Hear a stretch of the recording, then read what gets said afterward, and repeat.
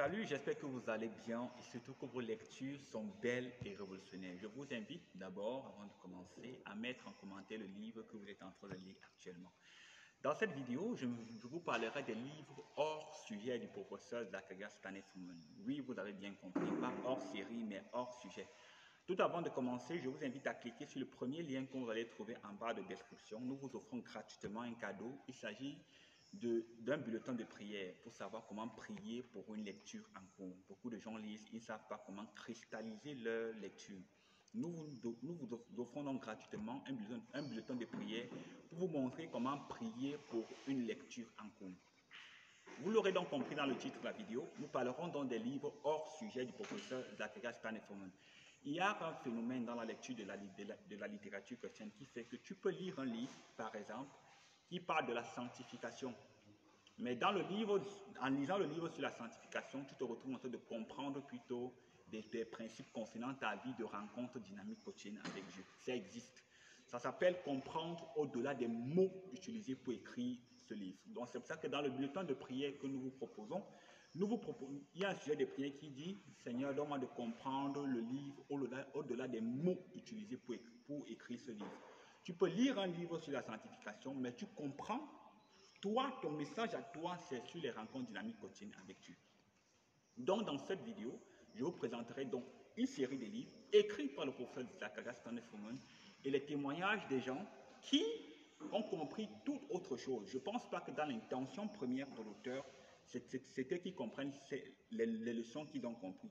Mais sauf que le Saint-Esprit œuvre dans les cœurs, chacun selon son contexte. Le premier livre donc que je vais vous présenter, c'est le livre Le chemin de la prière victorieuse. Bon, ça c'est une copie en anglais qui a été publiée par la World Conquest Publishing. Je pense que c'est une maison d'édition, des éditions du livre chrétien qui se trouve en Australie.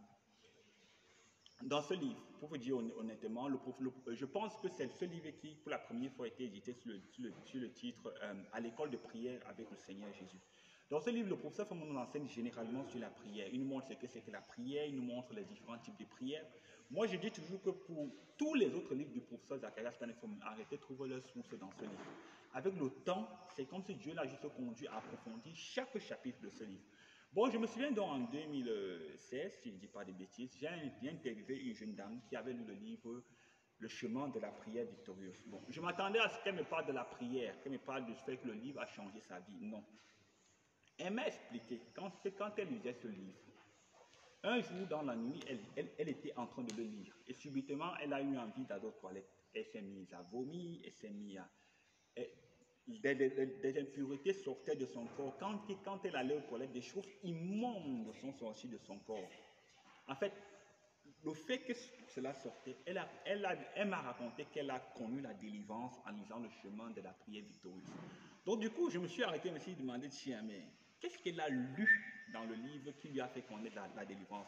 Je suis allé relire le même livre, mais le même effet ne s'est pas produit dans ma vie. J'ai donc compris que Dieu rencontre chacun dans chaque livre selon son besoin particulier, vraiment au-delà des mots utilisés pour écrire le livre, le chemin de la prière victorieuse. Les deux prochains livres que je vais vous présenter sont lus par la même personne. En fait, le monsieur, il est malade et il est alité. Donc, je me suis dit que s'il ne peut pas aller à l'église, il faut amener l'église vers lui. Donc, je lui donne donc des livres constamment pour lire. Et comme il est malade, je me suis dit que premièrement, il faudrait qu'on lui donne des livres sur la guérison. Donc, le second livre que je lui ai donné après Jésus t'aime et veut te guérir, c'est le livre Viens et vois, Jésus n'a pas changé. C'est le rapport de la convention de guérison que le professeur Zacharias Stanley-Forman a tenu à Douala en 2003 avec des dirigeants. Et pendant 21 jours, il a prêché sur la guérison et il a prié pour les malades. 127, c'est le nombre de témoignages de guérison qu'on a dans ce livre. Donc, j'ai donné le livre au jeune homme de lire. Mais ce qui m'a marqué quand je suis revenu le lendemain, il m'a dit que ce ne sont pas les témoignages de guérison qui l'ont marqué. Ce n'est pas le fait que Jésus guérit qui l'a marqué. Ce qui l'a profondément marqué dans ce livre, c'est la manière dont le professeur Forman distille le message de l'évangile à la fin du livre. J'étais vraiment perdu, carrément perdu, parce que moi j'ai compris, bon, je lui donnais le livre, en fait pour qu'il voit que Jésus guérit vraiment, qu'il vienne à Jésus. Mais ce qu'il a compris, c'est le message de l'évangile. Il m'a dit que Nick, le message contenu dans ce livre, la manière dont le prêtre prêche l'évangile dans ce livre, même pour l'homme le plus primitif, c'est très clair. L'évangile est clair et profondément et simplement distiller. Viens et vois, Jésus n'a pas changé. Le prochain livre que je vais vous présenter, c'est toujours un livre lu par la même personne. C'est le livre Le chemin de l'obéissance. En fait, après avoir lu Le chemin de la vie, on lit Le chemin de l'obéissance. Dans Le chemin de l'obéissance, le professeur Fomon nous parle du baptême. Il nous parle du vrai et du faux baptême. Il nous parle du baptême dans le Saint-Esprit. Il nous parle du rebaptême. Ce qui est bien, c'est qu'à la fin de chaque chapitre, il nous donne une série de questions sur lesquelles le lecteur devrait s'attarder pour voir s'il a compris le message du livre. Bon, moi, je m'attendais à ce que quand je lui donne ceci, il comprenne qu'il faut qu'il se baptise, la nécessité d'être baptisé. Et parmi même tous les livres que je lui ai donnés, c'est le seul livre qu'il a décidé de lire 2 fois. Mais ce qu'il a compris, ce n'est pas le baptême.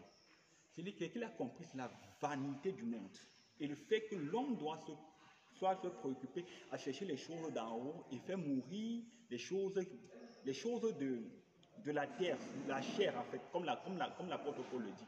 Dans ce livre, quelque part, le professeur Fomon fait un tableau clair entre les choses, poursuivre les choses célestes et poursuivre les choses terrestres. Ça l'a profondément marqué. Quand je suis arrivé, il avait gardé la page, il a ouvert et il m'a fait lire. J'ai compris que vraiment Dieu rencontre les gens dans la lecture selon leurs besoins. Les 2 prochains livres que je vais vous présenter parlent du même thème, un seul et même thème. En fait, une fois, je discutais avec un ami et il m'a fait comprendre que si pour lui, quelqu'un a des problèmes, a des difficultés à méditer, a des problèmes avec sa vie de rencontre dynamique quotidienne avec Dieu, il ne lui conseillerait pas le livre Rencontre dynamique quotidienne avec Dieu. Ça, c'est une vieille édition. Comme je vous l'ai dit, les vieux livres ont le parfum des mots oubliés.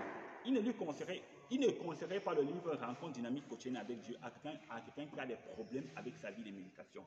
Il lui conseillerait plutôt le livre Le chemin de la sanctification. Pourquoi le chemin de la sanctification? Parce que dans ce livre, le professeur, parlons des 2 livres en même temps. Rencontre dynamique quotidienne avec Dieu parle de la doctrine des méditations. Pourquoi méditer, comment méditer, se baser sur l'exemple du Seigneur Jésus, sur les conditions dans lesquelles méditer, avoir un cahier de méditation et ainsi de suite. Il m'a donc expliqué que le livre, le chemin de la sanctification, au contraire, t'amène à résoudre le problème. Pourquoi est-ce que tu ne médites plus? En fait, il te résout le problème avant de te ramener à la méditation. Donc, si tu as des problèmes avec ta vie de rencontre dynamique quotidienne avec Dieu, ce n'est pas en lisant comment méditer que tu vas méditer. C'est qu'il faut d'abord résoudre pourquoi est-ce que je ne médite pas. Et pour résoudre pourquoi est-ce que je ne médite pas, le livre, le chemin de la sanctification est fait pour toi. Parce que là, tout au long du livre, le professeur nous montre comment résoudre le problème. Et ce n'est qu'en dernier chapitre qui te ramène donc à les rencontres dynamiques quotidiennes avec Dieu. C'était donc tout pour cette vidéo. J'espère qu'elle vous aura été utile. Rendez-vous dans la semaine prochaine pour une nouvelle vidéo. En attendant la semaine prochaine, que vos lectures soient belles et révolutionnaires. N'hésitez pas à cliquer sur le lien en bas de description pour bénéficier d'un cadeau qu'on vous offre gratuitement. Et n'hésitez pas aussi de mettre un petit pouce bleu, c'est encourageant pour nous, de commenter et surtout de partager autour de vous. Merci, à la semaine prochaine.